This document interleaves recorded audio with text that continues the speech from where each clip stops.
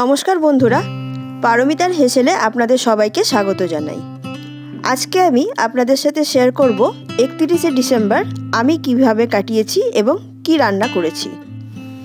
সেদিনকে যেহেতু মঙ্গলবার ছিল, আমাদের নিরামিষের দিন, তাই আমি আপনাদের সাথে নিরামিষ রেসিপি শেয়ার করব। ফ্রাইড রাইস আর পনিরের একটা নিরামিষ রেসিপি। প্রথমে ফ্রাইড রাইস বানানোর জন্য এখানে আমি নিয়ে নিচ্ছি 3 গ্লাস গোবিন্দভোগ চাল। আমি এখানে গোবিন্দভোগ চাল দিয়েই ফ্রাইড রাইসটা বানাচ্ছি। আপনারা যদি চান তাহলে বাসমতি রাইসও ইউজ করতে পারেন। গোবিন্দভোগ চালটা প্রথমে ভালো করে ধুয়ে আমি জল ঝরতে রেখে দেব। জল ঝরার জন্য 30 থেকে 35 মিনিটই যথেষ্ট। ওই সময় আমি বানিয়ে নেব পনিরের রেসিপিটা।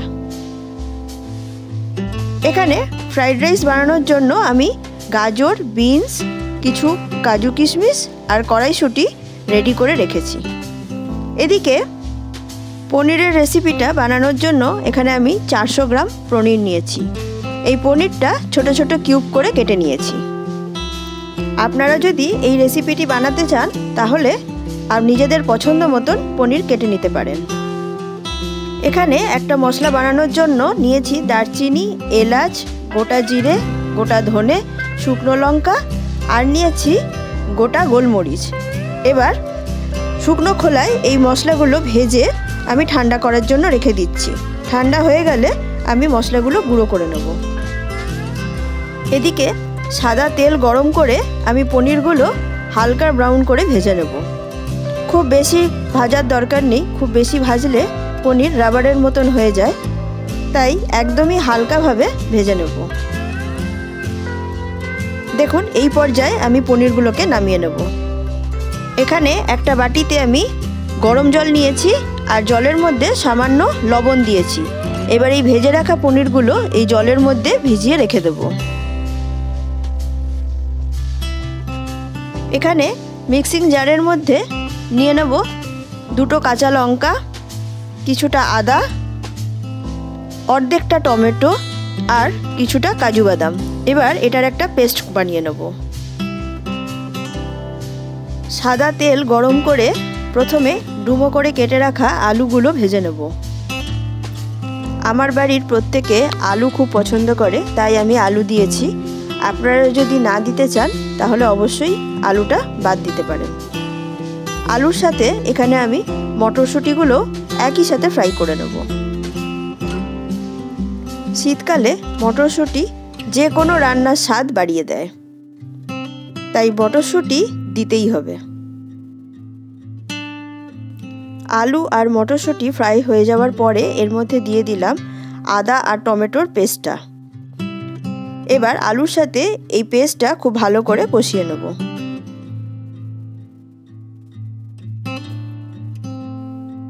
এখানে আমি মিক্সি ধুয়ে কিছুটা জলও দিয়ে দিলাম।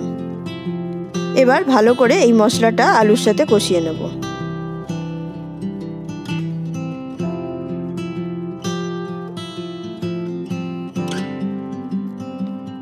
যে ভাজা মশলাটা করে রেখেছিলাম সেই মশলাটা এবার এই গ্রেভির মধ্যে দিয়ে দিচ্ছি। খুব ভালো করে এবার আলুর সাথে এই মশলাটা মিশিয়ে নেব।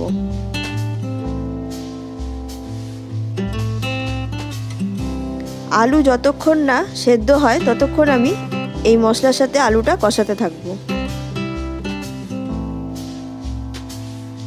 দিয়ে দিলাম এখানে 2 চামচ টক দই। এবার এই দইটাও এই আলুর সাথে মিশিয়ে দেব।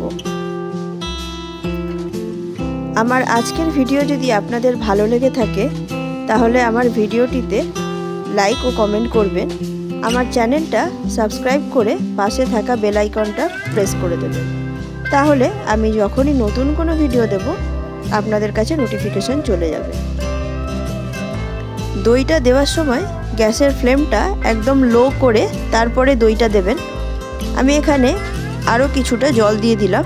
এবার এই আলুর সাথে এই গ্রেভিটা ভালো করে কষিয়ে নেব।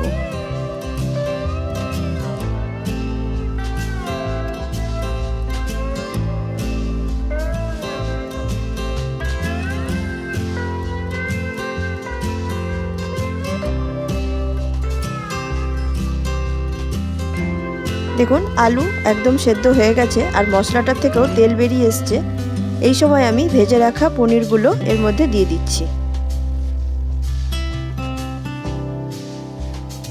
পনিরগুলো মশলার সাথে খুব ভালো করে এবার মিশিয়ে নিয়ে ঢেকে 5 থেকে 6 মিনিট আমি রান্না করে নেব, যাতে পনিরের মধ্যে গ্রেভিটা ঢুকে যায়। আপনাদের কাছে অনুরোধ করব, পনিরের এই রেসিপিটি আপনারা অবশ্যই একবার হলেও বাড়িতে বানাবেন। এর স্বাদ দুর্দান্ত। পনিরের মধ্যে দিয়ে দিলাম সামান্য চিনি আর সামান্য লবণ। এবার পনিরটা খুব ভালো করে আমি মিশিয়ে নিচ্ছি।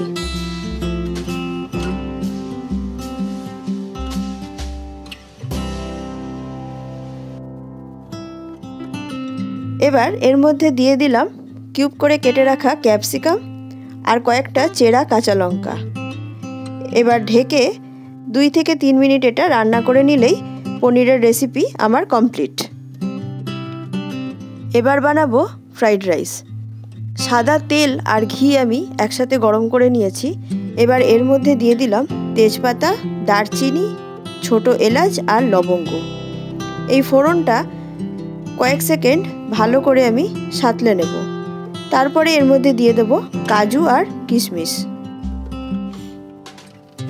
প্রথমে কাজু আর কিশমিশটা আমি ভালো করে ফ্রাই করে নেব।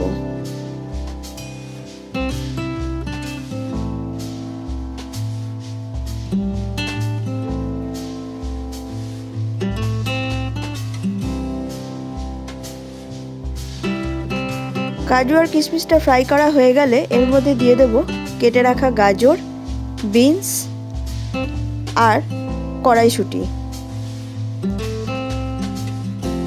সবজিগুলো এবার সামান্য লবণ দিয়ে খুব ভালো করে ফ্রাই করে নেব।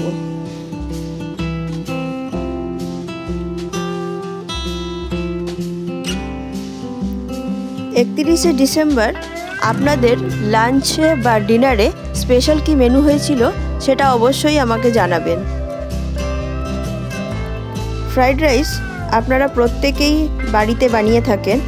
আমি কিভাবে বানাই সেটাই আমি আপনাদের সাথে আজকে শেয়ার করছি।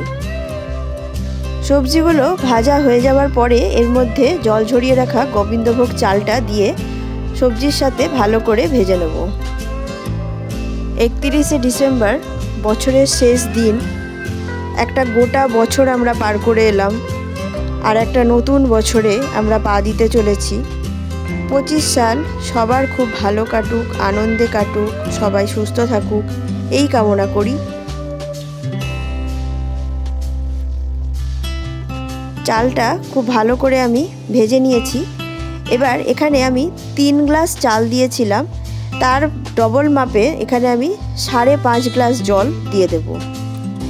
যেহেতু আমি গোবিন্দভোগ চালে করছি তাই চালটা খুব তাড়াতাড়ি সেদ্ধ হয়ে যায়, সেই জন্য আমি 5.5 গ্লাস জল দিলাম।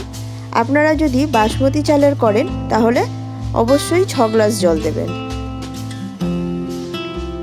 জলটা এখানে আমি নর্মাল টেম্পারেচারের জলই দিয়েছি, কোনো রকম গরম জল আমি দিইনি। জলটা দেওয়ার পরে চালের সাথে জলটা খুব ভালো করে আমি মিশিয়ে নিচ্ছি। ফ্রাইড রাইস আমরা একটু মিষ্টি মিষ্টি পছন্দ করি, তাই এখানে আমি 5-6 চামচ চিনি দিয়ে দিলাম, আর দিয়ে দেব সামান্য লবণ। দিয়ে খুব ভালো করে মিশিয়ে দিয়ে ঢেকে 10 থেকে 15 মিনিট লো হিটে রান্না করলেই হয়ে যাবে। Fried rice complete. 31শে ডিসেম্বর শুধুমাত্র বছরের শেষ দিন নয়, এটি আরও একটি স্পেশাল ডে আমার কাছে। তাই এখানে একটা কেকও দেখতে পাচ্ছেন। এই কেকটি আমার খুবই আপনজন, আমার বোন আমার জন্য অর্ডার দিয়েছে। আর আমি এখানে গুড়ের পায়েসও বানিয়েছিলাম। আপনারা যদি গেস করতে পারেন আজকের দিনটা কি স্পেশাল, তাহলে অবশ্যই আমাকে জানাবেন। তাহলে আজকের মতন আসি, নমস্কার।